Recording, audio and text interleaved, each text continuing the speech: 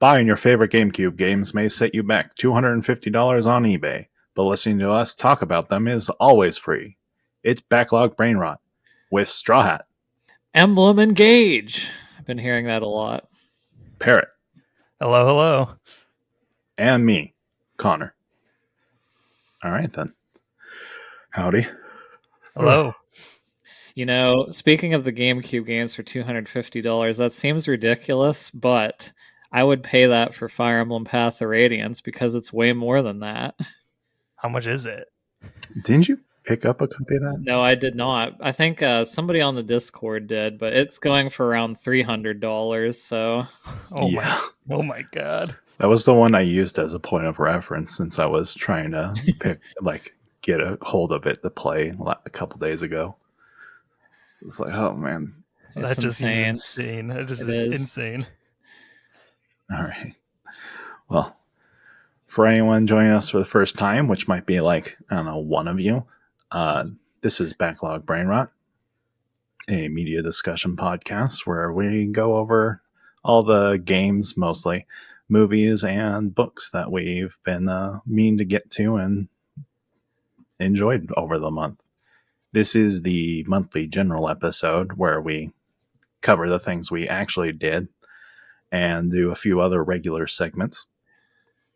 And yeah, we started with a show with the top 10, so anyone going can check out the intro episode if they want to know more about all that.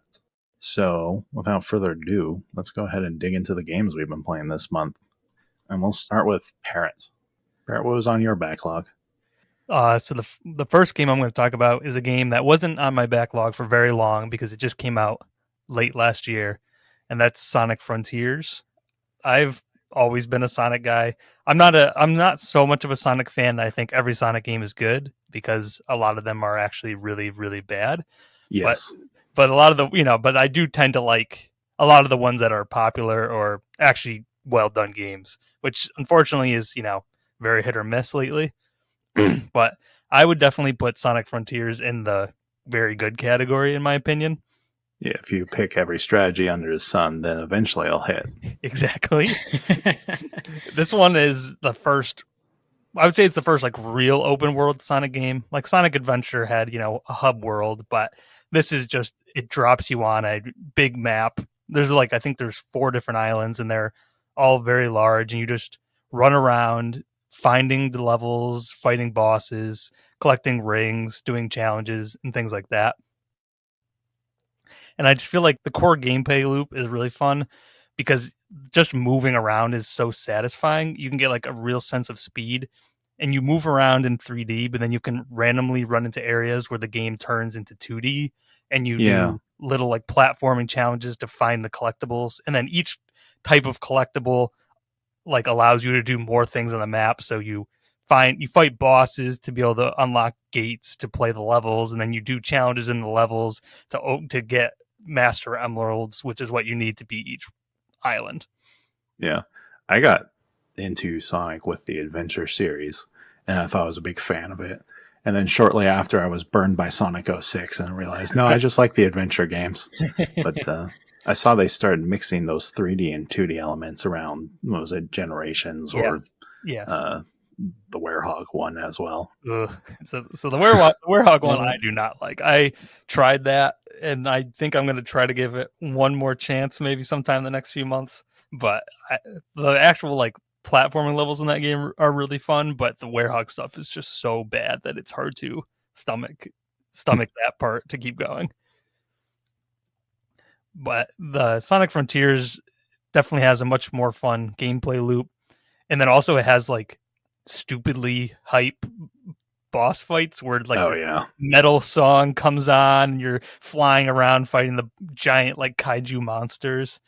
The one thing Sonic does consistently is the music. I know, I was going to ask how good the music was because it is always good. It is definitely good. It has a more like ambient sound when you're running around the open world, but all the levels have pretty good songs. And what is interesting is the levels are like, some of the levels are new, but a lot of them are actually just parts of older games levels remixed with like new environments and new challenges built in, which is really interesting. So if you've played Yeah. a lot of like Sonic games, the game is going to be more satisfying for you. That's funny. It's going to be 2 games on here then that have that similar sort of remix vibe, but we'll get to that. Yeah, so overall, I definitely really enjoyed it. Probably more than I've heard people that don't really like Sonic have actually enjoyed it. So I think it is definitely one of the better ones.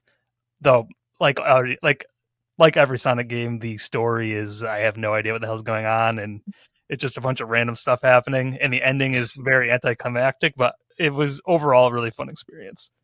So much effort for something so confusing. They try, I think, but I don't know what they were trying for. All right then. Straw Hat. What were you up to?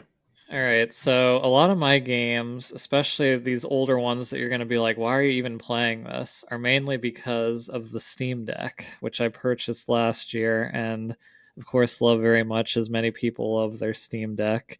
But one thing the Steam Deck is great at is emulation. So it's letting me be able to play a lot of my old games that I own, like on Super Nintendo, pretty much is the oldest, going up through GameCube and up to Wii, I think, is pretty much the newest I have on it. But I'll keep the Sonic train rolling here because I played Sonic 1 because I have Sonic Mega Collection on GameCube, which has some of the old Sonic games. So I really want to play through a lot of the Sonic games this year because in September, I think it is, we're going to play Sonic Adventure 1 and 2 as part of the Collectathon month. Gaming for, or Collectathon Club, excuse me, for that month. And so I started with Sonic 1, and it's a little rough in places. It's still a pretty good game, but I'm definitely looking forward to playing Sonic 2 and 3, which I know are definitely better. But Sonic 1 was still better than I thought. The bosses are a little weird, or a little weak, I should say. They're not really any challenge whatsoever. So very old school. And you can just jump into them repeatedly, and then if you get hit, you just collect all your rings while you're invincible, and you just keep going. It's also weird because I collected all the Chaos Emeralds, which there's 6 of them, not 7. But I don't think anything really happens. Like, I got them, and I'm like, I don't know if anything changed because I didn't really get anything special, or there was no like secret ending that I know of, unless I just missed it.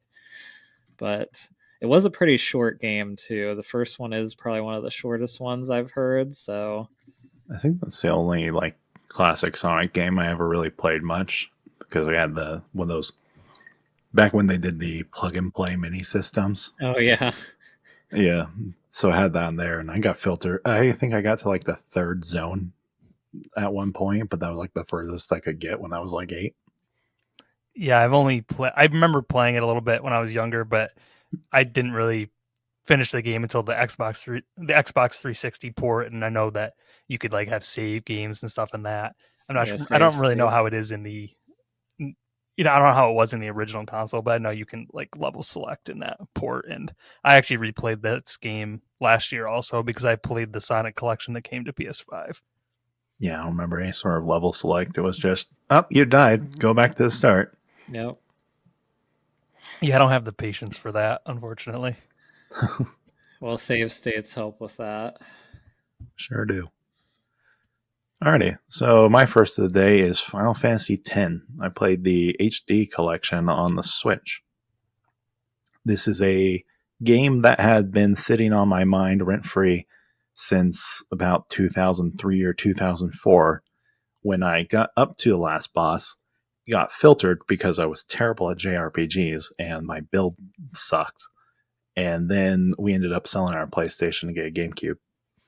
So haven't played it since. Wow, that's a really long time to go without playing. Yeah.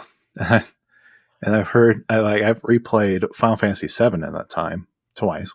I've replayed Final Fantasy IX, and I've seen a bunch of reviews, and then I was, as I got older, I was able to hear what the greater community thinks of these games, and I was not really expecting to enjoy 10 as much as I did coming back to it, but it was actually a more solid story than I think some people prop it up to be. It's awkwardly delivered, but it's interesting. It's actually my second favorite Final Fantasy, which is not a popular opinion, I know, but I really enjoyed it. Even the laugh. The laugh is iconic. Yeah, it is at this point. Yeah, it's there's a lot of silliness in the game, and just like the outfits are probably the biggest filter for me over the years. But even those, I've learned to kind of enjoy for what they are. And I think what I really latched onto this time coming back to it is a lot of the ocean imagery and the uh, like the themes of it. Like I never quite realized when I was a kid that Jecht wasn't just a bad father because he said mean things to Titus, but they also kind of briefly mentioned the fact that he was an alcoholic too. I was like, Mhm. oh, okay. Now we're stepping into real bad father territory. And then all the dynamics there of how you're getting like Jecht's kind of redemption arc of him being in Spira Mhm. doing all this stuff, and then Titus kind of not only reconciling with his dad by learning of his journey, but then also still having to like have that conflict, that conflicted relationship with the fact that Jecht, spoilers, eject is now sin. So it was very interesting to me, and a lot of the cinematics are cool as always. A little bit dated in terms of how they're 3D modeled and all that, but Mhm. well, the texturing is actually the main problem with them. The models themselves look great, The and bad go ahead. I was just gonna say the level up system's so unique in that one too, like the grid system, which no other game's really done something like that. That's always one thing that's drawn me back to it because it's just so different from other JRPGs. Like you can build your character however you want. You can do it very badly, Yes, but it's it's such a still funny system. yeah, it's I never tried the expert grid. I know that was in like the international version when it released on PS2, but I do have the one on Switch as well. Though I think the Steam version's the best because you can skip turn or you can turn off random encounters, which is always a big annoyance that I have anymore. Yeah, and the gameplay is probably the funniest thing for me to come back to, having played what I think is the pinnacle of the lineup style JRPG combat with Persona 5. Mm. Now coming back to this, where it actually turns out there is some really cool stuff going on in Final Fantasy X. You had Hmm. turn order manipulation, which, as I found out with Trails, is a really cool element to turn based combat. And you have that sort of weakness mechanic going on with the elements that's much stronger and more present than it was in say 7. Right. So there's a lot of cool elements at play, but the balance of the game once you get late is kind of super wonky. And part of it is because of how the grid's laid out on the spear, Hmm. where it takes a. I'm not sure which grid I was on, whether it was the advanced grid or not, but I'm pretty sure I was playing like. I'm pretty sure the HD remaster is based off the Japanese version of the Hmm. game, based on how the bosses were designed in the guides and how those don't match up with the old guides I used to use. But yeah, you can find yourself in a little section of the grid where you're not getting any of the stats that you need for that particular character for a while. And then suddenly Yuna is now your best black mage because she has magic stat so much higher than everyone else that she's doubling the actual black mage's damage. So I just used her as a nuke for the rest of the game. Everything was just about hasting Yuna and spamming it. It also has my favorite summoning mechanic of the series because you directly take control of the Aeons, which is really cool. That was always like, oh, this is so nice. And then because you pretty much can use those in any battle for the most part, or boss fights especially. Yeah, and then the fact that they have their own health bars and actually interact with the turn order, you Yep. can use them to do some really cool strategies of having them tank hits or, you know, build them up for the max damage blasts. So that I also agree on. Really good summon system. All right. So we'll come back to Parrot now. So, as we announced on the Discord, in a few months, Sean Mason and I are going to be doing a Zelda top 10 episode. And I was looking through the catalog and I realized there are still quite a few of the like bigger, more popular Zelda games that I had not played yet. So I finally like dove into the backlog and I started Zelda Oracle of Seasons on my 3DS, and I and I and I really really enjoyed it. The two Oracle games have been on my list for years at this point, and for whatever reason, I just never got to them. And the dungeons in this, I just found super satisfying. They seem to like mix the puzzles in a way where they were just complex enough that you had to think or backtrack or explore a bit, but they weren't ever so hard that I got really frustrated. Because that is my thing with most puzzly games, is I definitely have a pretty short like I have a short I have a short leash on those sorts of things, because at a certain point I just become annoyed and I just look it up instantly. Low patience. For sure. Which is funny because I feel like I'm patient in almost anything in life, but for whatever reason, puzzles in video games, I just am not patient at all. Yeah, games have a way of getting at different aspects of your personality that don't come out in serious life.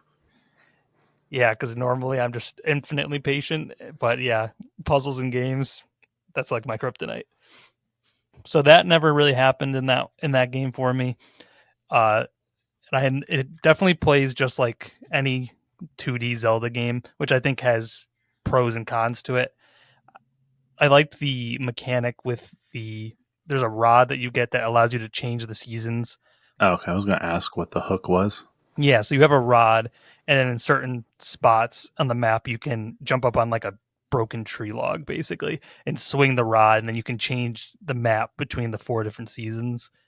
So that will allow you to progress and get the spots that you like. So, like, say in winter, there's something blocking you, you would then change to summer so you can get through, or Yeah, different or vice combinations versa. of that. Freeze Yeah. a lake. Yep. Or like certain mushrooms only grow in the spring, and then you have to swap to spring so you can pull the mushrooms out of the ground so you can get by. And then you can get your psilocybin hit for fall. Yep. So, but the season element was really well done in the overworld, but in the actual dungeons themselves, it's never brought up at all, which I thought was kind of a little odd. Yeah, it's a little funny. I mean, it kind of makes sense. You're in a dungeon. They don't exist there. So I guess there's something thematic to it, but mechanically that does seem like a little bit of a miss. Yeah. But one shot out I'll say is they have a magnet item, which I don't believe is in any other Zelda game. And that had a lot of really fun puzzle elements where you were using the magnet to drag the ball around like mazes, or you could actually use the magnet to like shoot things at enemies and crush them, which was really fun. That use like the touchpad? No, so this is actually, I should have said, Oracle of Seasons is a Game Boy Color game that I just emulated on my 3DS. And then next month I'll probably be playing Oracle of Ages, and those two games connect to each other. Like when you beat Oracle Seasons, you can play them in either order, but when you beat one of them, a password comes up, and then you import that into the other one, and then you play like a slightly different version of the game. The oldest SD card, the human brain. Yep. So overall, I would say I definitely really liked it. But my only issue is that I find in a lot of these older 2D Zeldas, like a Link's Awakening, I would have to consult a guide only in the overworld, because I would get to a point where I didn't actually know where I was supposed to be going. Yeah, I have not played that Zelda game, or really barely any Zelda games, which is why I'm not on the top 10 episode, because I played like 2 or 3 Zeldas, but I'm hoping to play more this year, but probably not in time for that episode. Which ones have you played? Wind Waker, Breath of the Wild, of course. I also played Link's Awakening. I think those are the only... I played a little bit of Ocarina of Time, but not very much. I think that's all of them. Yeah. That's pretty much me. A tiny bit of Ocarina of Time. And then Twilight Princess and Wind Waker, which is funny because I was surrounded by Zelda fans growing up, but that probably just triggered my hipster complex. So you just didn't want to do it because they all liked it. Yep. So it's like, oh, no, it's too cool for me. I grew up liking Zelda, but I just feel like I didn't even play it right, because I would just sit there and I had like the guidebook, and I would just follow the guidebook to a T as I played it. So it's like, I'm not really sure I really played it. But I That's remember I ironic. was just like, oh wow, this dungeon is involving me using my brain for 1 millisecond. Let's consult the guide. So I guess things haven't changed that much, but I have a little more patience than I did back then. That's ironic because when I was a little kid and I'd have the guidebooks, I would read them just like a book, like a story, just a little thing to read before bed. Wouldn't use them at all for the game. I did a little bit of both. I remember I had a Banjo Tooie guide and a Super Mario Yep, that was the Sunshine one. guide. And I would just read through them and look at all the pictures. And I remember Mario Sunshine had this picture of Mario sleeping underwater, and there was the captions like, "How did we do this?" And I like still to this day wonder how they did it. I also had that guide. I had that one and Donkey Kong Country 3 were the two I remember the most. That was definitely they were fun to get at the time. I remember like when you'd go to GameStop or EB Games, they would always try to push them on you. And I was a kid, so I was like, "Yeah, get me this, Mom." Yeah. That's a thing that is kind of still around, but it's mostly gone. Of course, I kind of bemoan the art of good game guide writing because there's a lot of games that come out now, and no one the guides people put out kind of suck. Yeah, they do. And I'm not really that into video guides. I'll use them for certain things. If it's really complicated, I'll watch the video, but I definitely prefer to just skim a guide quickly. Mm-hmm. Yeah, same. All right. Straw Hat, what's your next one? All right, so I'm going to combine a few of these games because if you really want to know what I'm going to be playing, what mostly I've been doing on the Backlog site is I've been going back and pretty much playing the oldest games by release. So I've been playing a lot of old Super Nintendo and Game Boy games, and a bunch of them in a row from my childhood that I played were Looney Tunes games because I love the Looney Tunes growing up.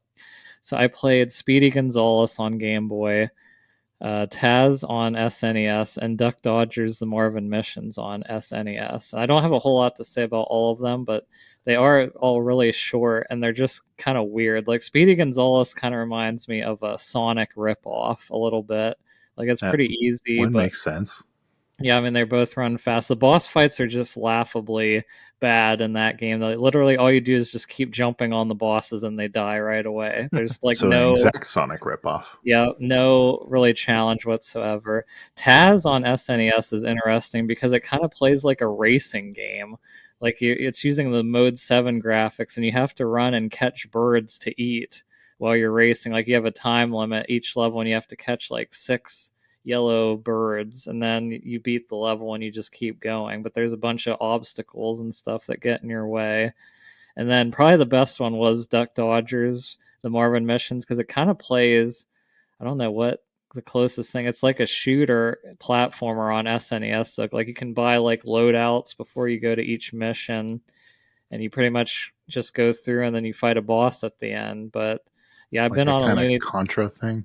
It is a little bit like Contra. Obviously not even close to as difficult, but a little close to that. So It's funny you mentioning the Speedy Gonzales is just like Sonic is really funny because I just feel like when you're younger you play all these like licensed games and you don't really realize that they're just worse.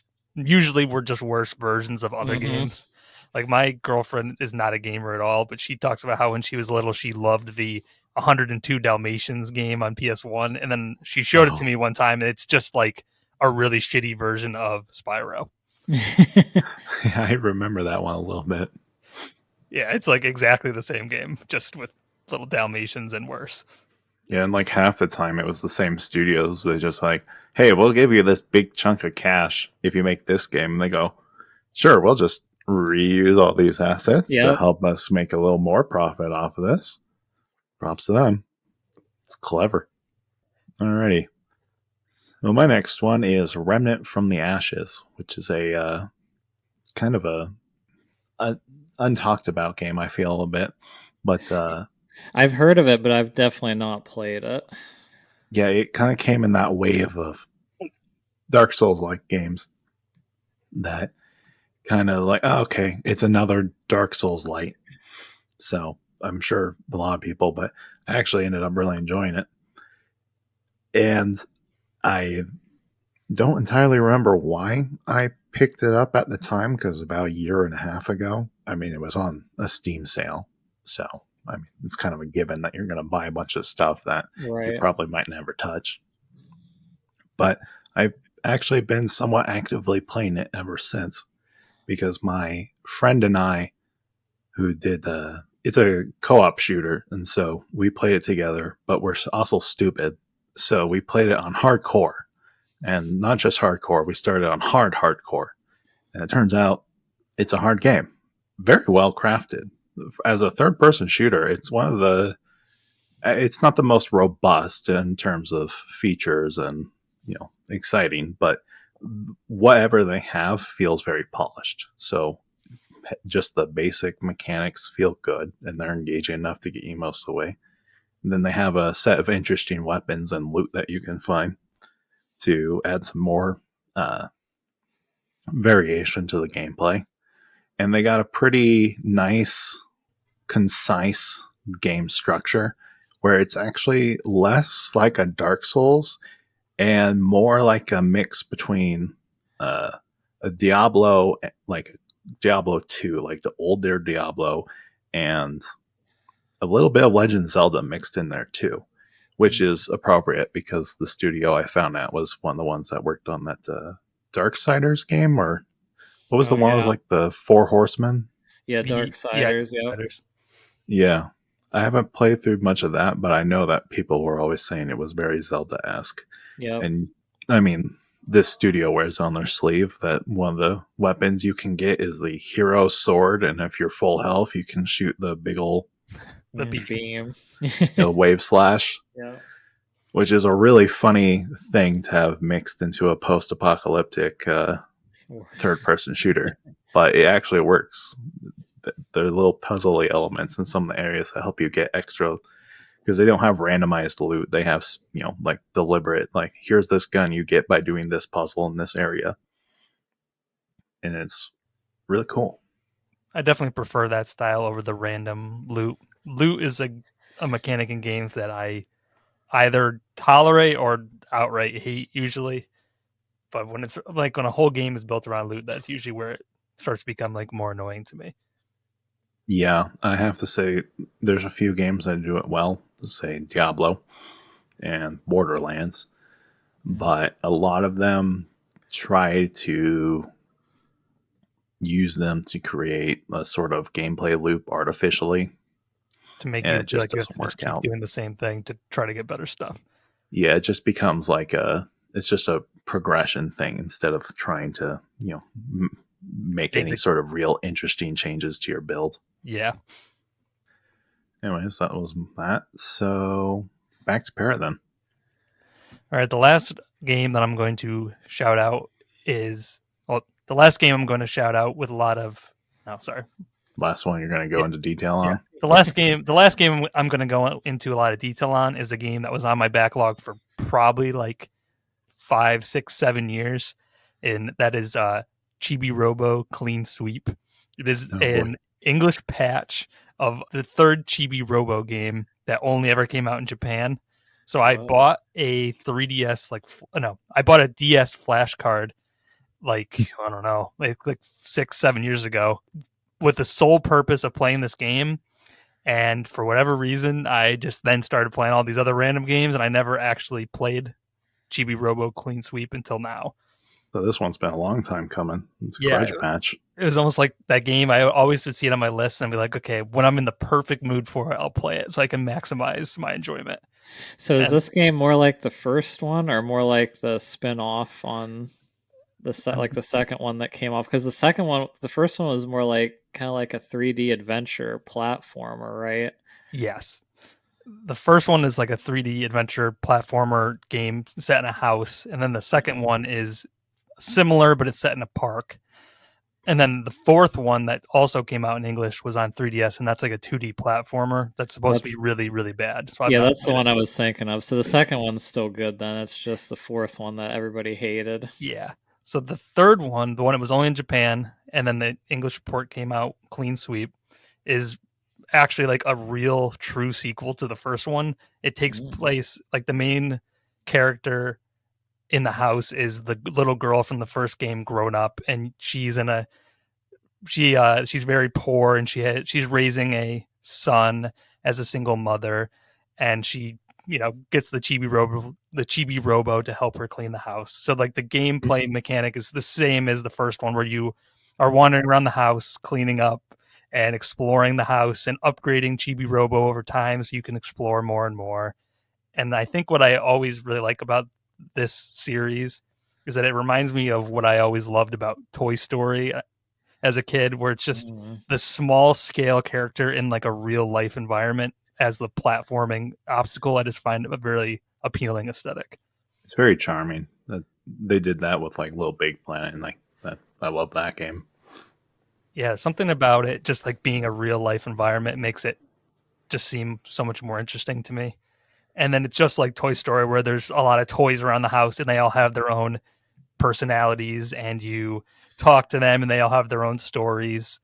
And what's really interesting, which I did not expect, is that the stories of the toys and even the story of the family that happens as you play is so much more emotional than I would have expected. I actually was like a little, I don't know, I actually felt a lot of different emotions playing the game, which I did not expect from this. I just assumed like, oh yeah, you're going to clean the house and that's about it. But it definitely has a lot more to it on a story and character angle. Well, even the first one, it's kind of dark, like in some, like with the It is. family members, like there's a reason the daughter like wears the frog hood and doesn't talk because of like what happened to her, and same with like the dad's like out of work. Like I kind of wish the series would have stuck around more because it is so unique and it brings back the 3D platformers, but yeah, it just didn't sell very well, unfortunately. Yeah, it is really disappointing because I wish more people liked it as much as I did, because I know that after the 3DS platformer one, that's never going to come back again because it did so poorly and also was so bad. What I'm hearing though is that I need to go back and play the first one.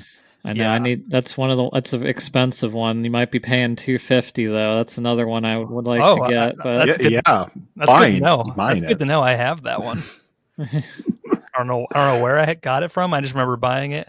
That was also funny enough. Chibi Robo was a game that as a kid I always wanted to play, and it was on my backlog for years and years until I finally got a copy at a GameStop. And I would love to replay that if you two did, because yeah, I want to. yeah, like I remember how much I liked it. I remember a lot about it, but I don't remember it, super vividly at this point. It's been probably 15 years. Yeah, that's one of those ones that when you only get so many games when you're a little kid and you don't have any money, and that was Yep. one of the GameCube games. I was like, oh, I want to play this, but it was always like second tier because it was the kind of oddball one, so never ended up getting it. Yeah, the case and manual alone without the game are going for like $100. So that kind of shows you that was a good purchase you made, because it is a hard game to get. Yep. And I did not, for whatever reason, I always did the thing where you'd sell your old games, and I never Me sold too. that one. So I do have that still. I So made the mistake during the Xbox generation of selling games, and then never again. I think we all made that mistake once, because I did the same with all my Super Nintendo and N64 games, which it made me. I have a lot of GameCube games, which I didn't sell at least, but before that, I sold too many. yeah, I always did that. I always sold my games to get new ones, and then now I would like, oh, I wish I didn't do that. But in retrospect, at the Yep. time, if I didn't do that, I probably wouldn't have played very much. So Yep, and you can always sail the seven seas today. yep, not too hard now. So yeah, clean sweep, definitely a very, very satisfying game to finally play off the list. The only downside I would say is that it's touchscreen only, which sounds worse than it is, because when I was actually playing it, it never really felt like too much of an issue, except for the problem where your hand starts to cramp up. I feel like if you play a game like that for too much. Yeah, especially those tiny little styluses. Yeah, and I have the new 2DS XL, and that thing has a tiny, tiny stylus. It's like maybe like an inch. It's even smaller than like the launch DS stylus was. Jeez. All right, Sonic. Straw Hat. I was reading Sonic on the Sonic. thing. All right, so yeah, I have one more game after this, but we're going to talk about that in a bit. So I just want to briefly talk about Super Castlevania 4, which again, it was on my list, being one of the oldest games. And I had played Castlevania games before, but I never finished one. And this one I finally finished. And I really don't have any history with the series other than I know Colin Moriarty loved the Castlevania games and he would always talk about them. So this one was always on my list because I had it on the SNES Classic and I played it and it's a fun game. Like I don't know if it's really my style, like I would want to play through the whole series, but I enjoyed it for what it was and it just looks so good on Super Nintendo. Like those graphics just I guess it's kind of like a remake of the first Castlevania on NES, which I didn't know that, but everything just looks so good. Yeah, the old Castlevania games, or, well, the Super Nintendo, the PlayStation era 2D ones in particular, they're just gorgeous. But yeah, not really a whole lot more to say. Like some of the best, definitely the without save states, I would have had trouble beating it, but it's pretty long actually. It's longer than all the Looney Tune games, but still probably only 3 or 4 hours. But Is that one a just 2D kind of like action game? yeah, it's Okay. not Metroidvania. It's just you pretty much just go along the levels. You don't even get to choose. You just go along a Yeah. set path. The only Castlevania game I really played is I played the very first one on the Castlevania collection, so I used a lot of save states, so there was no way I would have ever finished that game. Yeah, well, see, I think this is a remake of that game. Like they remade it on Super Nintendo, but they added like a few more levels and just changed a few things. So it was pretty much the same. Yeah, I think I do want to get to that eventually because I like the gameplay of Castlevania, but for whatever reason, I've just not dove into most of them. Yeah, so many of those old platformers are so brutal. I Yeah, realized playing Mega Man X, a lot of it's because they would have your character near the edge of the screen when you're walking forward, and then the enemies would spawn at the same edge, and you're like, oh, I have 300 milliseconds to react to this. yeah, that's why I played a lot of Mega Man games last year. That was a series that was always on my backlog. I beat Mega Man 1 through 11, and I don't think I would have beaten any of the old ones without the save states. And then I tried to play the Mega Man X collection, and it didn't have any save states. So I'm like, okay, so I'm just never going to play this like this because there's no way I'm going to be able to do this without getting so frustrated. Yeah. All right. So that last game of yours is also my last game, so we'll go ahead and get into that. And we've been chomping at the bits while we were sitting in the lobby waiting for Parrot to get on. It's Fire Emblem Engage. Oh boy. Yep. New release, so not much of a backlog story for this one. I mean, other than the fact that I've been playing the Fire Emblem series off and on since I got the first one ported to the West back when I was like 6 or 7. And that one took me like 7 years to beat. Mm-hmm. And then like for whatever reason I missed Path of Radiance and Radiant Dawn, the console ones. Mm-hmm. And then I only got to play like the 3DS ones kind of secondhand because at that point I didn't have a 3DS, but my brother did. And we were teenagers at that point, so occasionally I would borrow his 3DS to play them, but I was not particularly good, so I only got like halfway through Awakening and Fates. And so it wasn't until Three Houses again that I really got to sink my teeth into the series and rediscover that I absolutely love it. So I was pretty hyped for Engage, especially with it coming like right after my birthday. That was cool. Yeah, I pretty much like I had played Sacred Stones on GBA. I just randomly picked it up at GameStop just out of the complete blue, no reference. It was like $12.99, which again I held on to that thankfully because it's worth a lot more now.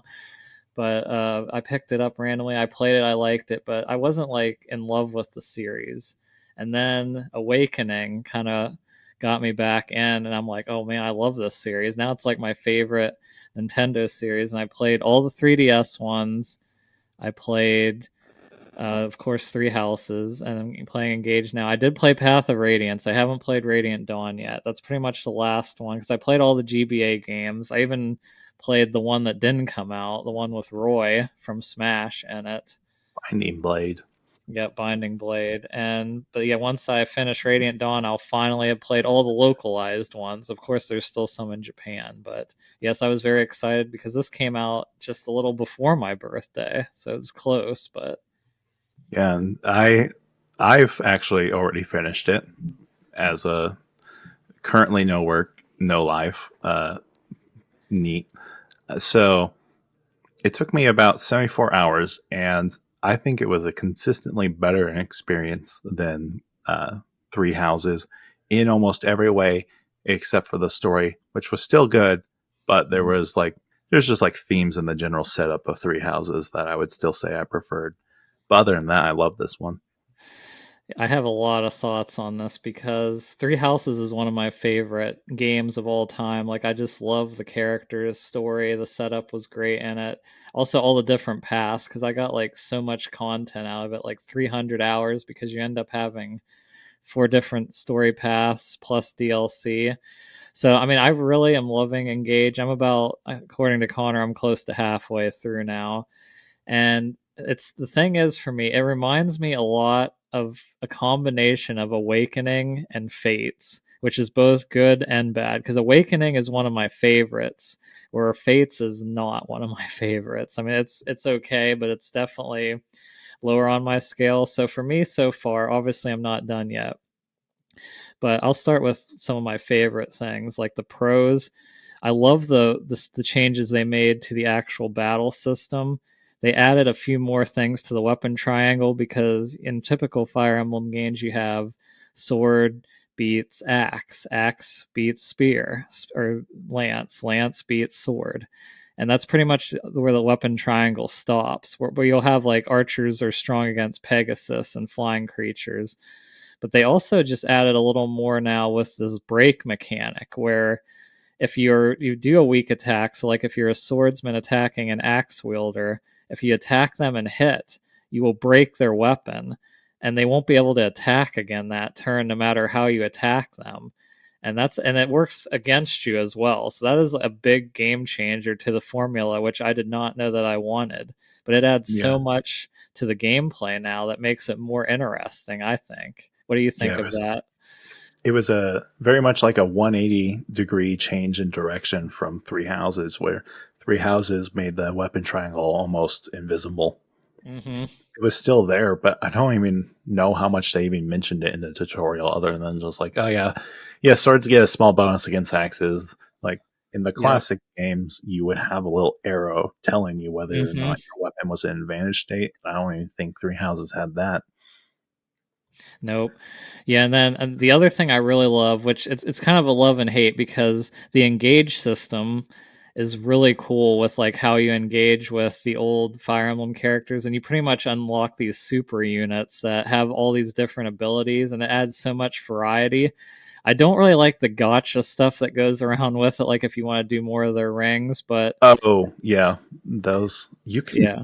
pretty much ignore those. I found out because by the time you get to the late game, you have enough of the main rings, the important Hmm. ones. Like those are basically just filler for the rest of your team to get a couple extra stat bonuses while Yep. you're getting the rest of the rings, and then, the little fun thing of collecting the old the images of the old characters. Yeah.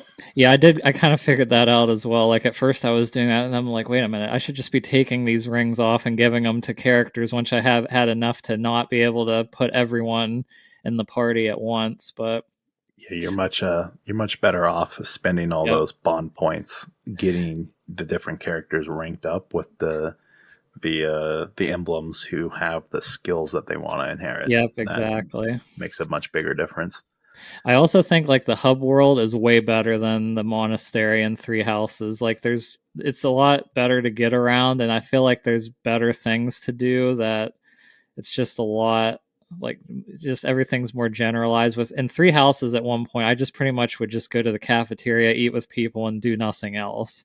Yeah, yeah. Where this one I'll do other things like I'll go to do like the mental or the physical training and stuff like that. But I liked it for kind of the reason that I could just ignore half of it most of the time and only yeah, engage in the things that I felt inclined to at any given point. And exactly. everything else was like, okay, it's here if you want it. Otherwise, this one was much more focused on getting to from mission to mission Hmm. and the core gameplay loop. I do like how much or more they it again reminds me of Awakening with the freedom you have to go to different skirmishes and maps and missions and paralogs. That's so much like that. Now, some of the stuff from Fates that I didn't like which this is going to just probably be a me thing because probably most of the new people are going to like this more, but not having weapon durability, I don't like when they get rid of that, because Fates is the only other one that has got rid of that I played. And I know it's not really a big deal here because they do add a little more with the breaking and stuff, but I just love the weapon durability in Fire Emblem. I feel like it adds the extra element because, in a sense, with iron weapons, especially once you're able to get to silver, you really don't need iron weapons anymore because silvers are just pretty much better in every single way. Where in the different Fire Emblem games, you still want to get the cheaper weapons when you can easily just beat a foe rather than waste your good weapons on just the cheap fodder. But that's more of a me nitpicking thing. But Yeah, I'm actually kind of in the opposite camp where I love it when they take away the weapon durability. Or I should say, I'm okay with weapon durability, but I'm replaying or not replaying. I'm playing Path of Radiance now for the first time. mm-hmm. And I'm remembering how annoying it was that you'd have all these junk weapons with low stats, but they were cheap and easy to fill out. So it's just this constant inventory management of going, okay, I have to make sure this guy has 2 iron lances on him. So right. this one with 5 on it, when it breaks on him, that he has a backup, but now his inventory is full. So if he kills an enemy who has a weapon on him, I then have to throw away something. Mm-hmm. So see, that's more the old school fan, I guess, in me, but I can definitely see why people would not like it. And I do agree with you about which obviously I'm not done, but the story, I definitely think Three Houses is better. Now I'm curious with your thoughts on this, but I think the characters in Three Houses I like a lot more too. Like I just feel like, again, so far I'm not done, but I feel like they're more fleshed out and individualized, and I think it's because of how they're like in a class environment, and you pretty much they're growing up and getting to know them, where I feel like a lot of the characters in Engage, where there are some good ones, but a lot of them are very tropey and stereotypical, I feel like, where they're just like they're set character types, and they're, you know what you're going to get with them, which there's a lot of royalty because of all the different nations. But I was a little surprised that I haven't, like I said, I have a few favorites, but overall I think the characters aren't as good as Three Houses so far. I'd say I'm the first thing that this game struck me immediately on starting it up was that it felt so much more like a 90s anime, not just in terms of the color, in terms of the visual design, in terms of the music and the flow. And I kind of love it.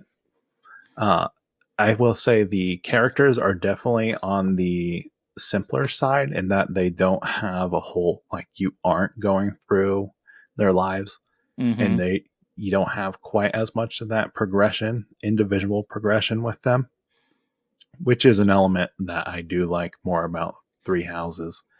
But on the other hand, this game is a little more focused on like the main line of it than that game was, whereas Three Houses did have a problem for a lot of people where it was kind of unfocused and you weren't entirely sure where the plot was going or why it was going sometimes.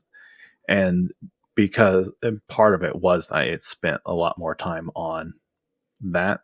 So I kind of like that, at least for this game, that they switched to going, okay, here's these simple characters, because simple characters have a good place in writing too. Sometimes you just want someone's like, you see that, you know who they are. And then they're fun. I just love the designs of a lot of them. Yeah, I do love how colorful they are. Yeah, and a lot of them have just enough complexity in them that I was like, as I was doing the bonding scenes, I was uncovering like little bits that were just like, or different pairings of characters would have this unexpected chemistry that I would find really entertaining. So I did enjoy that, actually. One thing I also love, voice main character. That was like Byleth. He was a fine, but I always prefer the voice character, which I will say Altair's design is one of the stupidest designs ever, though, as a main character. He looks so bad, and he or she just with I just like the different hair colors and the eyes. He does look like toothpaste, which is what everybody says. So Colgate-chan. Yeah, but yeah, I love that he's voiced because it just adds so much more character. to it. And yeah, but another thing that from Fates, which you said you didn't play Fates yet, I right? actually played through half of Fates. Okay. So that was one thing I was going to mention, is that this one also really reminded me of Fates in a good way. But I'll mention that in a minute. Yeah, because I was gonna say, because he kind of has the same, like, where he's the focus of. It reminds me a lot of Corrin, because Corrin has the same thing, like where they're like the main focus of every nation because they're the divine dragon, or in Corrin's case, they were like fighting to get them on their side as their family. But yeah, I mean, overall, I do really love the game. There's just some things I prefer more about Three Houses, but we'll see where it ranks at the end. Like I said, I'm only halfway, but definitely recommended. And I would be shocked if it's not going to be my game of the year by the end, but we'll see.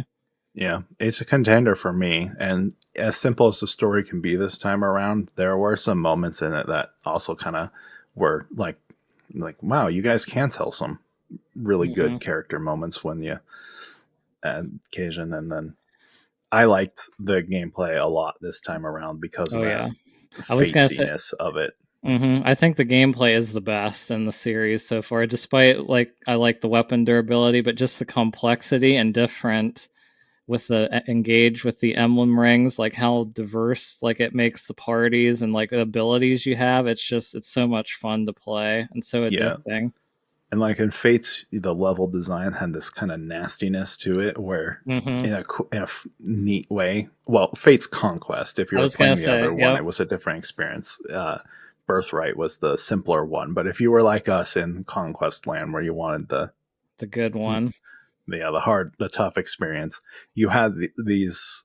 There were much more creative designs to levels, and you have that here.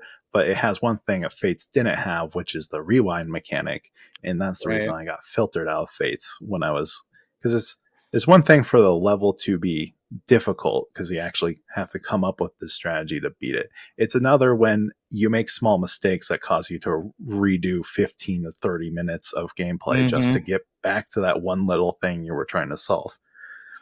I will say too, this game lets you save every turn, which no other Fire Emblem game lets you do that. So that is a game changer. Yes, you can save scum your way to victory if you so choose, which I almost never did because the amount of rewinds they give you was just enough where on particularly hard levels, I had to reset once maybe, but which is a good sign of it being a nice challenge in my opinion, since I was playing on hard. But otherwise, the rewinds were like just enough where by the end I had like one or two great things left. Yeah, and I'm sure I'll talk more about it next month because I haven't finished it yet, and I guess I'll have my full opinion then. But so far, it's definitely going to be in my top half of the Fire Emblem games, maybe even top 3. We'll see. Yep, I'm in the same territory. So now that let's remember that Parrot exists. Hello. Why don't you give us the last bit of those ones you had listed? All right. First up is a game that I only played because of Gremlin, so shout out to him. And that was Sonic Rush Adventure, the sequel to Sonic Rush on DS. I never even knew this game existed until fairly recently. And I played the original Sonic Rush constantly as a kid. So it was kind of nice to get back to something similar to that. It had really good 2D Sonic gameplay with a lot of good momentum to it, and it had a interesting sailing mechanic that kind of had a vibe similar to Wind Waker. That is a valid combination. Yeah, it really was. Quickly, I played Super Kiwi 64, but we'll talk about that when we do the platformer of the month in a few episodes. I also played a game called A Short Hike, which was something that Moki had told me about. And it was just pretty much you played as this crow and you had to run around gathering feathers to increase your ability to jump and hover so you can slowly make it up the mountain. And along the way there's a bunch of side characters and some neat and pretty interesting little stories that a lot of them have. But overall, it was a nice few hour long, chill, relaxing sort of game. I finished Mario & Rabbids Sparks of Hope, which we talked about in Straw Hat's top 10 list last episode. Then I tried a game called Yoku's Island Express, which is a pinball Metroidvania. What? Yeah, it was a really interesting combo. The problem for me is that I'm really not that good at pinball, so navigating around got to be a bit frustrating for me. But the characters and the vibe were really interesting. Yeah, I've heard of that. I've heard of that game. Easy Allies really liked it. I remember somebody on there, it was like one of their game of the years. They loved it so much. I can see where somebody would really, really adore this game, but I already have a kind of love/hate relationship with Metroidvanias in general, so that combined with my lack of skill at pinball made it kind of a little bit more frustrating than it was fun for me. But I was definitely interested to have tried it. So then the last game I tried, I got from my current GameFly trial, and that was a game that Rainick had told me existed called Joe and Mac Remastered. And this was probably one of the worst games I've ever played in my life. It's just a 2D platformer where you play as cavemen, but it's just the hardest, stupidest game I've ever played. I feel like you can only throw like 2 feet in front of your face when you're trying to attack enemies, and then there's also a million enemies at all times, so you're constantly getting hit, and then you also lose health every few seconds if you're not eating Lordy. new health items. So it's immensely hard, and I just tried the first level over and over again for like half an hour, and I never could beat it, even though the level itself is only probably like 2 or 3 minutes long if you knew what you were doing. It's amazing some of the things that will get remakes. Apparently it was some sort of like arcade machine game, but it definitely just did not translate. I don't know why anybody would want to play this. Well, very good. It's been a good deal longer, almost an hour on all that discussion. It's pretty good. Over time, I think we'll tweak exactly the format here, but I think that was working. But right now, multiplayer minute. Parrot, go. Ooh. Okay, so we play Fall Guys a lot. My girlfriend's trying to learn how to play video games, so we've been messing with that because she doesn't know how to use a camera, so that's about all she can handle at this current moment. I got back into Hunt Showdown, which I think is a really interesting game where you're hunting monsters while other people on the map are also trying to hunt the same monsters. I also tried Back 4 Blood for the first time, and then have constantly been playing Fortnite No Build with everybody in the Discord.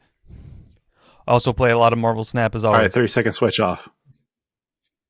I played Apex Legends because my brother really liked the special mode that they had that was on limited time, and we both can't understand why they keep doing this limited time stuff, game modes. And I played Smash Bros. Because Smash Bros. Is great, and we got all the DLC.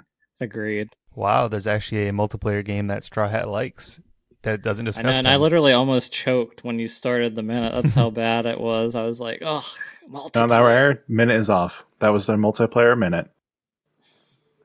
All right. Moving on to movies and TV then. We'll probably go a little bit shorter on this. So, Straw Hat, why don't you go ahead and start us off this time? Watch anything interesting? Yeah, my goal is going to be, I'll have to shout out an anime I watch each month because I do watch usually a lot, not as much as some people. Jonichi, I'm sure, watches way more. But I keep mispronouncing his name every time he comes up. We'll have to have him on so he can say just so he can say his name, yeah. The anime I want to shout out this month is Vinland Saga, Season 2. Now, if anybody knows anything about the first season, it's basically a retelling of the Vikings, the history of the Vikings, like Leif Erikson in that era, but in anime form. So you know it's going to be over-the-top violence, action, and craziness. But the good stuff. Yep, it's great. The second season started, and if you loved the first season, the second one's starting a little slower, but I can already tell by the next episode it's going to be great. So definitely check out Vinland Saga if you're interested in a historical, violent anime. Nice. I'll get to that one eventually, but it's a little lower on my priority for anime. Parrot, what were you watching? All right. Well, for me, I don't tend to watch a lot of TV shows by myself. If my girlfriend wants to watch a show, then we will usually watch it together, an episode a day or so, but that's about the extent of my usual watching. So this month we ended up watching the Netflix show Wednesday, which is actually really interesting because it's just a spin on the Addams Family characters, which I enjoy as a horror fan. It pretty much takes the Wednesday Addams character and puts her in a almost Harry Potter like setting, so you get to see all the different monsters and drama between the characters. And then also shout out Jenna Ortega because her performance as Wednesday is definitely the standout part of the show. Interesting. And speaking of Harry Potter, that was my big watching of like the month. Is I sat down and finally got to the Harry Potter movies, having read the books for the first time last year and actually being interested in the series now. Hipster complex was too strong before then, and I really enjoyed them. I thought the first two were particularly charming in that I think they're almost even better than the books to an extent, or at least the first one is. And then the third and fourth ones, the third one was all right. Not quite as strong as the book version of it, but still, I thought it was a good adaptation. And then the fourth one was the most disappointing because I thought it was a really strong book, and then they rushed it too much with the movie. Still decent, but rushed. And then 5, 6, 7, and 7 Part 2, I thought were great. Those really captured the important parts of the books, which were really long. So cutting it down was probably a good idea at that point. And yeah, they well acted. They're visually very impressive even now, especially on the 4K masters. And they got a charm to them that a lot of movies just don't. So Yeah, I've yeah, never seen past the fourth one because I had watched the first four coming as they came out, and then when I got together with my girlfriend, we decided to start them all from the beginning, and we started watching them over time, and we got to the fourth one, and then we just, for whatever reason, fell off the habit. So we have never seen the fifth. I've still never seen the That's fifth so one. that's so nice. funny because my wife's a big Harry Potter fan, so we read the books all through last year. We got through the first three movies, which is what she got through originally, and we haven't got to the fourth one yet. So, But yeah, very happy I watched those. and it's funny because this month we're actually going, or in February, sorry, we are going to Universal Studios, going to Harry Potter World. So we're going to be checking that out. Do they let you in the door if you haven't finished all the movies? I don't know. I guess we'll find out because I doubt we'll finish by then. You better bring the portable movie player so you can get that corrected at the gate. That's Uh, true. on that note, how was Alice in Borderland?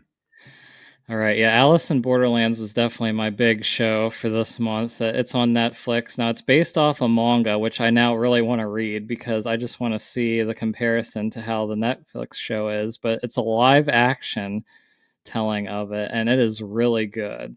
Like, I was surprised by the first season how good it was because basically think of the Squid Games in a way, but I think it's a little better because these people get taken to this alternate reality and they have to compete just for their lives in all the games, just like Squid Game. But they're trying to collect all these cards from the deck. Like, of course, the higher the card number, the harder the challenge is. But the They're trying second to get the season, 5 pieces of Exodia, correct? pretty much, yeah. Think of it in that way. But the second season, the first episode, I'm like, I don't know if I like this as good. But then every other episode is just fun. Like it's fun to see all the different games they play, and the characters are great. And it's not that many episodes. I think the second season had 8 episodes. Now they get longer at times. Some of them are between an hour to 2 hours. But I definitely recommend you check it out, especially if you're a fan of the Squid Game or similar type shows. Because, like I said, I think it is better and I want to check out the manga definitely now that I've finished it. Nice. Parrot, I see you have Survivor Season 41 on the with a joy emoji face on the Yeah, show notes. Why don't you tell us a little bit about that? yeah. I my girlfriend is really into Survivor. She had never seen it until 2020, but then she watched probably like 23 out of the 40 seasons at the Oh, time. lordy. Oh wow. Yeah, she really got into it. So I had never really watched it too much. I just heard it in the Yeah. background, and she would tell me about it. But I finally watched season 43 as it aired with her, so I kind of got into watching it. So I decided to go back and start with 41 because it's kind of part of their like almost rebooted season. So I just been watching it as I do my workouts in my little home gym I have down in the basement. Prepping for your premiere. Yeah, exactly. I'm training so I can go win. I remember when that first started to take off in popularity when I was a kid. My guy cousins really latched onto it. One had a Survivor themed birthday party, of course. Mm. Yeah, it's interesting because before I saw it, I definitely had a totally different image of what the show is like, but it's really less about the surviving and more about lying and scheming Yeah. with other people. So I just know that if I was actually ever on it, I would probably be eliminated first. Nice. And then the only other thing of interest I watched is I've started the Last of Us HBO series, which I wasn't expecting much from since it's a game adaptation. But my dad was pretty excited about it since he's a big Naughty Dog fan. And I missed watching the Uncharted movie with him, which I didn't realize he was super excited for. Well, not super excited for, but like he doesn't mind that it's a little silly. He just enjoys it because, like, it's a thing I like, and now it's a movie form of it. I'm going to go check it out and have fun with it. So I decided to take the effort to watch that with him this time. Otherwise, I would have probably not. And they're actually doing a surprisingly good job with it, at least the first two episodes. We'll see how it continues. Yeah, I watched the first episode last night actually with my girlfriend, and she had no idea what the game was even really about. So it's been really interesting to see her reaction to the story because I knew it would be good, so I wasn't like dying to watch it. I just figured I'd get to it eventually, but she's definitely really engrossed by it currently, and she keeps saying that she's thinking about it when we haven't watched episode 2 yet. Yeah. Or my mom, who's watched my dad play it at least 3 times, but always forgets anyways. Right.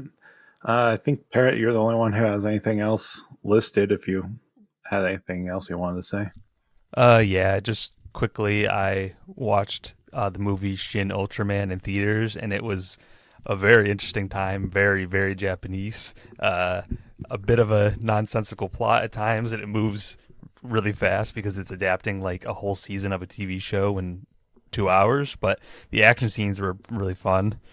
And then I also watched Knives Out and Glass Onion, which were really well done, entertaining detective mystery sort of movies.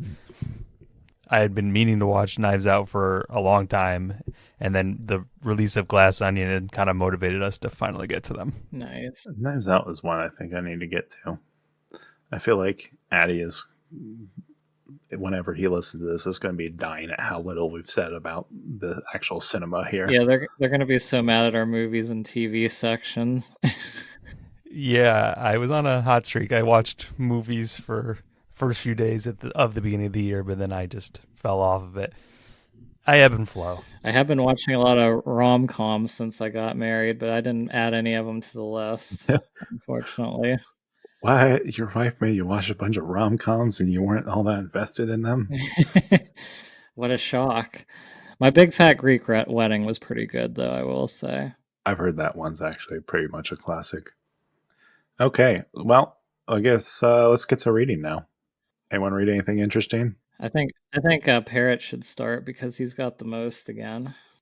All right, so the first book I'm going to shout out was The Lost Metal by Brandon Sanderson.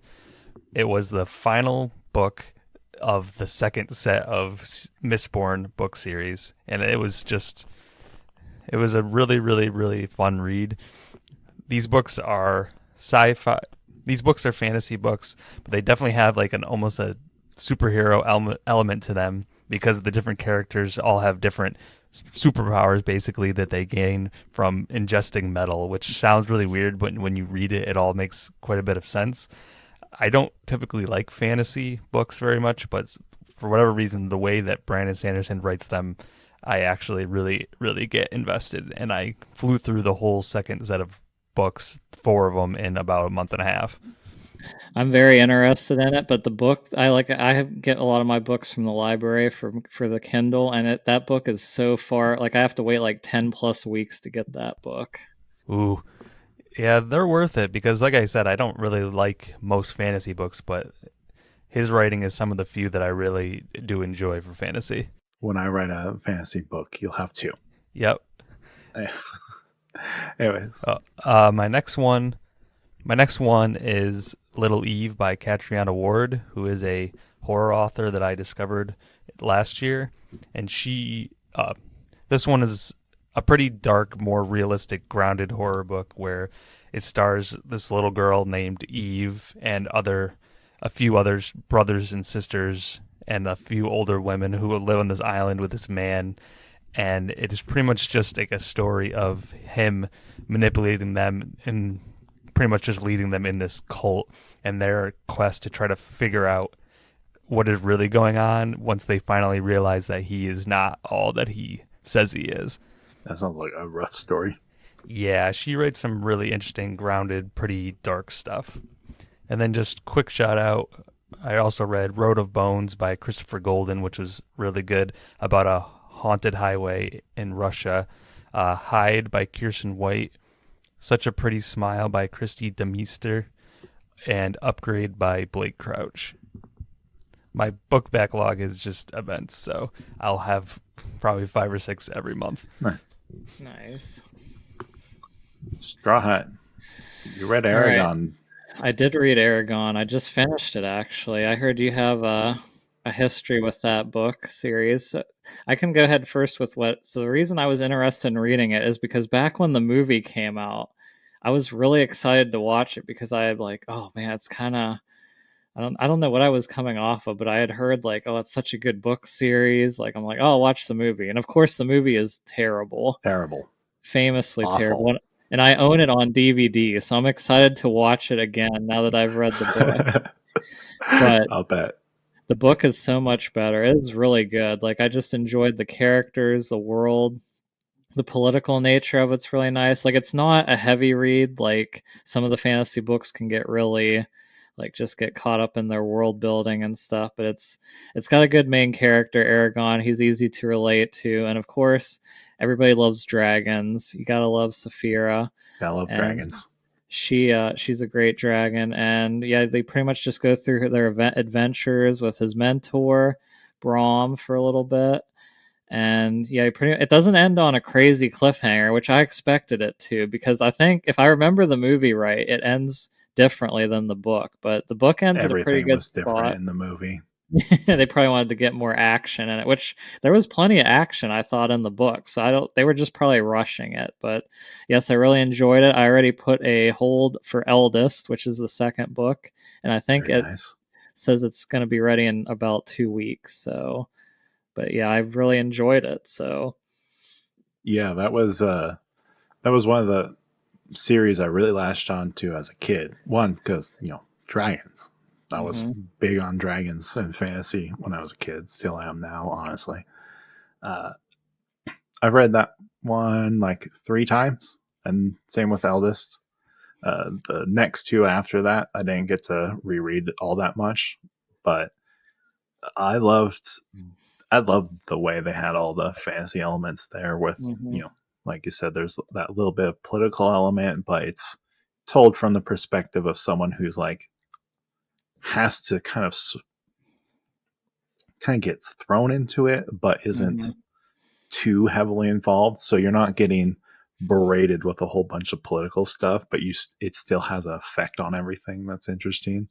And I think just to kind of sum up what I remember loving about the series was, especially with like the magic system, demonstrating it the most is how much it handled consequence as an element of the story.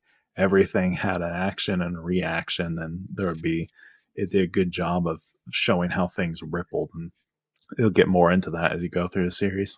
Especially like at the beginning when he's first learning to use magic, like when he casts a spell, it almost kills him because it takes so much out of you when you use a spell, and they don't usually do that typically. Usually you're just casting spells willy-nilly, like, and even like in Harry Potter, they don't really get fatigued, or because at one point he like cast one, and because there was like 12 different, he was getting attacked from 12 different creatures, and he tried to do something to all of them, which he passed out, and then Brahm and Saphira had to pretty much save him because he overextended himself. Yeah, it sets it up with a nice basic rule set that's easy to understand, and then it explores the depth of what those simple rules mean. But yeah, glad you enjoyed it. Have you read Aragon Parrot? No, I never have, but I've heard of it. That's a Maybe you shock. should check it out too. Yeah. Yeah, I'll add it to my like 5,000 book backlog. It's probably pretty high. Yeah. I think I already have one I'm trying to push through on your backlog here. So yeah, we have a spare room and we just have like multiple bookshelves just overflowing with books all the time. And yeah. Yeah, and I'll just run through my other two really quick because Aragon was the main one I did this month. But Heart and Steel is a book by Bill Cowher, former head coach of the best team, the Pittsburgh Steelers. So I just read that one, and I mean it's pretty much just, I enjoyed it because I'm such a nerdy sports fan. Like I loved reading through all the different seasons that he coached and hearing like what the struggle was with the players and all that stuff. So unless you're a football fan, you're really not going to enjoy it. And then the last thing I just started reading while I'm waiting for Eldest was Sakamoto Days, which is a manga. And I have, my wife got me the first volume for Christmas, so I started reading it. And it's basically about this hitman who retires. Like he's one of the best hitman in the world. Like he can't be beat. Everybody's like that wants to be him or wants to get him. John Wick. Yep, he basically in the height of his career he retires because he falls in love with this girl that's working at a convenience store, and she pretty much tells him, "Hey, killing's bad. You need to stop doing this if you want to marry me." So he does. So he retires. He gains some weight, and then basically this other hitman comes to try to convince him to join back up, and or he has to kill him then. But he still has all his skills pretty much that he had when he was a hitman. So it's just basically like antics of dealing with people that attack him at his store. And it reminds me a lot of Way of the House Husband. I don't know. I was about to say that sound like that. Yeah, because it's like the wife kind of took control of because of the Yakuza on that case. But it seems like it's going to be pretty good. Like I said, I read the first 4 chapters and I want to read more. I read probably like the first 40 or so of that. But if you started really getting into reading it, I would probably pick it back up so we could chat about it, because I did think it was pretty interesting. Very nice. I had some very exciting reads this month. So you guys can see on the list. I read SvelteKit documentation. That's a web framework, one of the 900 that releases every year. I read some on React and Next.js. Well, again, web frameworks, because I might be gearing up, hopefully getting a job in that, but we'll see. And then, just to keep the network train going, I read some documentation on how DNS systems work and all that jive with the different servers and the different tiers of who's responsible for what. It was very exciting. Riveting, just truly riveting stuff. I feel like I'm going back to work because that's what DNS stuff is a lot what I deal with at times. So I'm getting so excited right now. Yeah, DNS stuff definitely more on the IT side of things than I'll probably have to deal with, but never hurts to be familiar. I realize that I read a ton. It's just not often books, because I'm usually reading textbooks. Mm-hmm.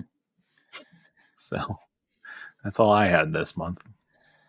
Probably get to that book, The Ruins, that Parrot mentioned next month. So hopefully I'll have something to say then. I hope you like it. I really, really enjoyed that book. So I'd be curious to hear what you think about it. Well, speaking of things with not much to say, VN Club this month was pretty quiet. It was pretty much just me. And did either of you finish a VN? I did not. No, I had intentions to play Somnium Files 2, but then I just didn't end up getting to it. I had to play really, really riveting games like Sonic on my Nintendo DS. Nice. Well, I'll give a quick summary of the two I played, which were the ones of the month. Well, it was either catch up this month, which apparently no one did, or play Ever 17 and Remember 11, which are some of Ichikoshi's earlier games. Him being the writer behind the Zero Escape and I Somnium Files games. And it turns out I like his older stuff a fair bit more than newer stuff. I mean, Ooh. yeah, the Zero Escape and Somnium Files are really fun for what they are. Like, I mean, I love the way I Somnium Files looks. I love all the puzzles in 999. VLR, I wasn't as hot on as a lot of people are. Just a little too much going on in that game with for me and not a whole lot of resolution. But with Ever 17 and Remember 11, which are more classical visual novels, there's no gimmick or game. It's just, story choices. Uh, it's basically the same kinds of storytelling. So it very much is Ushikoshi style sci-fi, but there's a lot more emphasis on the characters. The sci-fi is a lot more grounded in reality. I mean, it's still sci-fi, but like it's a lot more, normal, just to summarize it. And I liked the flow of the stories better, where they still had the mystery elements, and the mystery elements still were kind of, they don't they don't resolve as explicitly, right? They leave a lot to be figured out, or a lot is ambiguous. That's the word I was looking for. But the characters are a lot less ambiguous, and that was the important thing for me, where you actually get like a solid character arc, solid conversations that carry the story forward, and then you have a sense of fulfillment about how the characters interact by the end of it. So that's kind of like the short thoughts of why I really liked them. Yeah, I think those will probably go on my backlog, my immense backlog. My problem is I just Yeah, read too many books, so it's hard to read books and then my constant comic reading while also Mhm. juggling a visual novel in the background. it was like the flip side of me. Maybe we should have a month where you're forced to read nothing but visual novels, and I actually have to pick up a physical piece of paper. The horror. Yeah. Anyways, quick note: the games for, well, when you're hearing this month, February, will be Katawa Shoujo and Fault Milestone.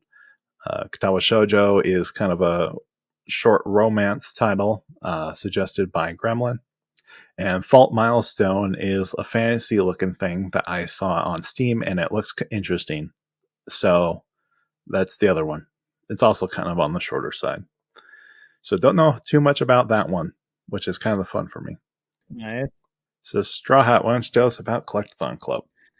All right, yeah, the Collectathon Club in January, we played A Hat in Time, which I know Connor played and Parrot had played before, but I figured this would be a good one to start the year out with because I really wanted to play it for a while, and I'd heard different things about it. And it's funny because I know Addie and I kind of talked about this a little bit too, but one of the reasons I didn't play it for a while is because the art style just kind of didn't really appeal to me at first because it's kind of like 3D cartoony. I just thought it kind of looked a little cheap, honestly. Like when I saw it, like it isn't the kind I'm used to. But I played it. I decided to play it because I've heard such good things about it, and I knew Parrot really liked it. And I really enjoyed my time with it. I almost 100%ed it. The only thing I didn't do was one of the missions because I didn't want to grind to get enough to make a cap so I could win in the one where you race the mafia member in the rocket. I did pretty much everything else, and I didn't even know about that one. yeah, that's like the fifth mission in the Mafia world or something. But I did every other mission, and all the worlds are very diverse and give you different things to do, which I really liked about it.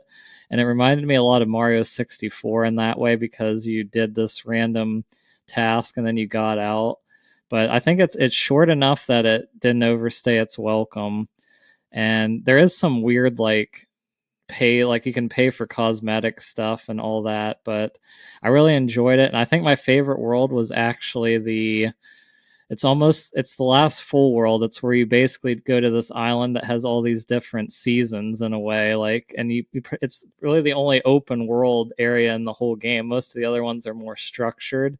Yeah, But that it was one just, works more like a Mario Odyssey where it doesn't yep, kick you out. exactly. Yep. And I also did like the one where you sign your contract to the ghost, and you have to get like the different missions by selling your soul for something. So Yeah, that was really charming.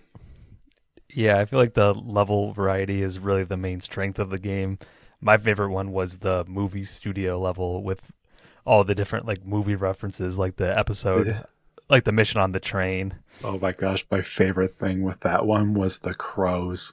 You get on the oh train yeah, and you have all yeah. those shady looking crows asking you these really awkward questions that were obviously like ripped right off of a phishing email scheme. They take and use your answers later.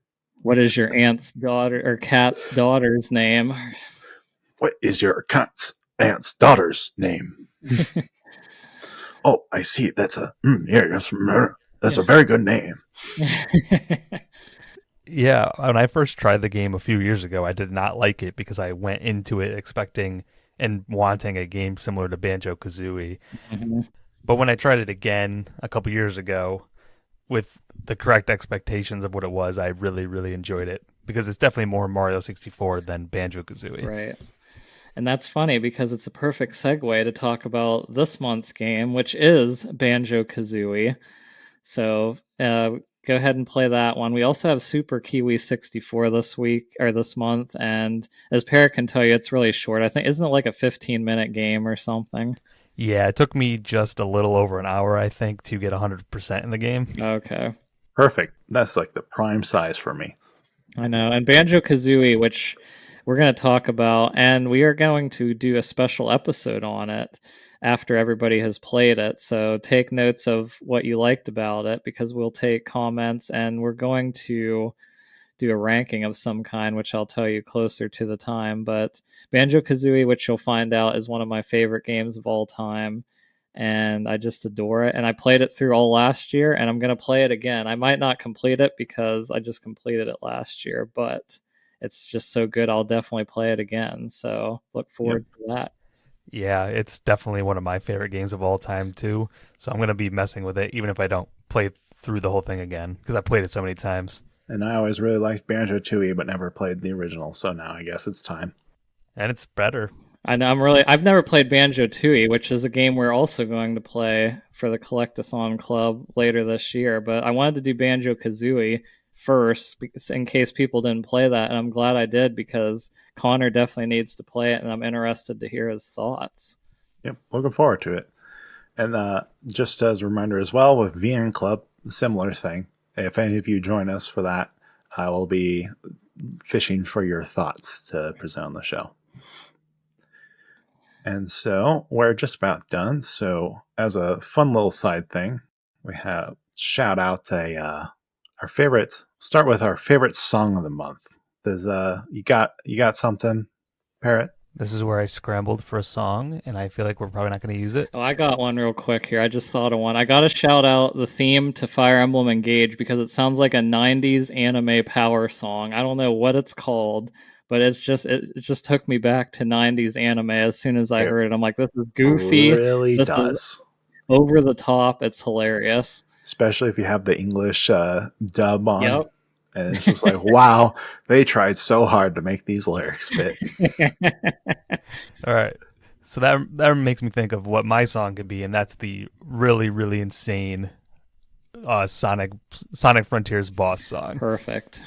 That's exactly the kind of thing we're looking for in this section. It has no reason to go as hardcore as it does. The first time I heard it, I was just shocked. It's just how it is with Sonic. It's just suddenly, wow, this gameplay is really awkward, and now it's going so hard on the music. I'm in it. My song is Ocean Baby, spelled BBY, by Millie, which is a single that they released out of nowhere. And, well, I don't actually pay attention, so it's all out of nowhere to me. And I just kept listening to it, and it was really cool. Nice. Oh. No more to say on that. So, characters of the month. Who wants to start? All right, for one final time, I'm going to shout out my boy, Chibi Robo. Ooh, yes. He can't talk, but he's very expressive with his face, and he has a little sign that pops out of his head with a blue circle for yes or a red X for no. That's the only way he can communicate. But even though that's all he can do, all the other characters in the games all love him so much, and they all rely on him to help solve all their problems and bring them comfort. Hey, he's always there for you. The true heart of a servant right there. Exactly. All right, and my character is Shuntaro Chishiaya. I don't even know if I can say that right, but he's one of the main characters from Alice in Borderland, and he's a medical student, and he's kind of like, you don't know if he's good or bad at first. He kind of gets a change of heart near the end, but he is just very manipulative of everybody and very cold and calculating, and he is easily my favorite character in the series. So, all right. And my shout out is to Lapis in Fire Emblem Engage. Basically, like the second coming of Potato Girl from Attack on Titan. She fights bears with swords and can make pretty much anything out of random junk, which, it's got the engineer charm. she is a strong contender for best waifu for sure. Ivy is also there for me, but we'll see. We will see. So that's pretty much it. I guess we'll do one quick last note of just list off what you're thinking of getting to next month. Of course, plans change. So, Straw. Okay. Yeah, I basically, if you want to know what I'm going to play next, like I said, I've been pretty much playing the oldest release games first, and the next oldest game on my list is Legend of Zelda: Link to the Past. So I will be checking that out. I'm not gonna play anything more till I'm done with Engage, which will hopefully be in another week or so. But along with that, I'm gonna keep my Sonic journey going with Sonic the Hedgehog 2. And then I'm going to play Fire Emblem Radiant Dawn because I know that I'm not going to have enough of Fire Emblem even when I'm done. And once I'm done with Radiant Dawn, I will finally have played every English released Fire Emblem game. So I can talk as a master of the series, which I already pretend to be. So there's that. You're a master to me, Straw Hat. Thank you. Thank you. I always look at my backlog and then I'm like, oh, these are what I'm going to play next, and then inevitably that does not happen. But in my mind, I believe that I'll get to Fire Emblem Engage more. I only played the first couple chapters of it this month, and then I definitely want to get to Zelda Oracle of Ages because I want to play that and Twilight Princess HD before the episode with Sean. And then I'm gonna mess with my Vita because I'm in that mood again. Probably Unit 13 and just whatever other random game I can think of to download. Nice. Yeah, and these lists changing is kind of half the fun, I thought, of playing this little segment at the end, because then we can compare next month's episode to what did we think we were going to play? Well, what did we actually end up playing? And for me, the only thing I can think I'm going to get to is I've already started Path of Radiance, so hopefully I'll finish that. And then Radiant Dawn as well, because I finished Engage, and unlike Three Houses where I was sick of the gameplay by the end, after Engage I was just like, all right, I need more. So that's it for me. Gotta love the Fire Emblem love this episode. It's a month for that. All right, well, I think that's it. Obviously, if anyone has any feedback on how the format of the show works or things that we should tighten up or spend more time on, I know, like as I mentioned, some of you probably want to strangle us for how we kind of went over movies so quickly. But sorry, yeah. Ed. I'm Addy. Yeah, so any feedback, feel free to send it to us, and I hope you enjoyed. So until next time. Sayonara, Minasan. Bye. We're good. Bye-bye.